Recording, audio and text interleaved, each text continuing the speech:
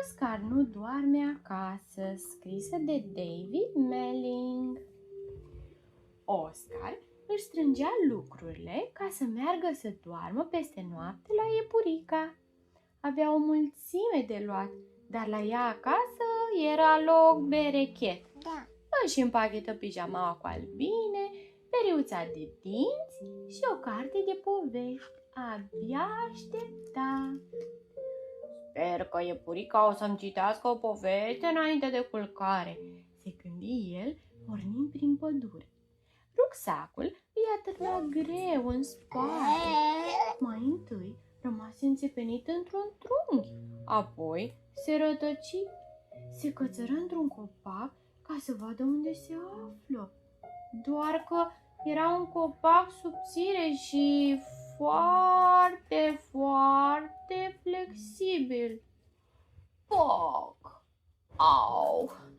Oscar căzu cu un bufnet și fu cât pe ce să strivească pe mielușel. Salut, zise el. Mă duc să dorm peste noapte la iepurica, dar m-am rătăcit. Știu eu drumul, behăi subțire mielușel. Nu vrei să vii și tu? Îl îndeamnă Oscar zâmbind. E loc berechet la iepurica.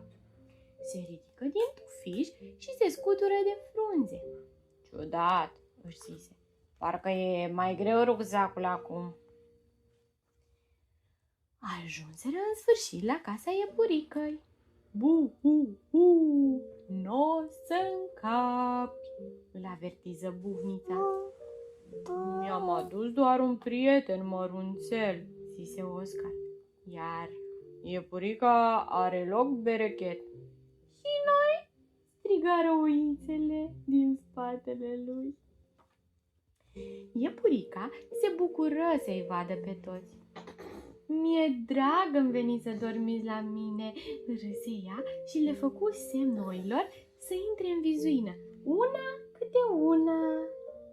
Intrarea e cam mică, într-adevăr, behăi mielușel.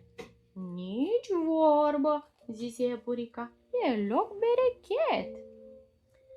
Bietul Oscar îl împinseră și îl traseră. Nu cred că merge așa, zise el. Stați puțin, strigă iepurica, pomnind din degete. O să sapă o groapă mai mare. Ia uite acum, pufăi ea. Nu e bine așa? Oscar nu prea știa ce să zică. Când ne citești o poveste, iepurico? Întreabă mielușel. Imediat ce intru și eu, răspunse iepurica. Mai strângeți-vă puțin. Toată lumea se foi, se înghionti și se strânse cât putu. Nu mai e loc la iepurica, strigă Oscar. Mielușel îi dădu, fără să vrea, pe la nas cu blănița lui pufoasă. Ha, ha, ha, ha! Ciu! Sfr, sfr. Oițele zburară în aer. 1, 2, 3, 4, 5, 6, 7, 8, 9, 10. Acum erau oi peste tot. Oscar le adună pe toate la un loc și privi în jur. Păi, e loc berechet aici, zise el. Așa că se întinseră toți pe jos și ascultară povestea pe care le-o citi iepurica. A fost odată, începu iepurica, o vizuină mare, mare.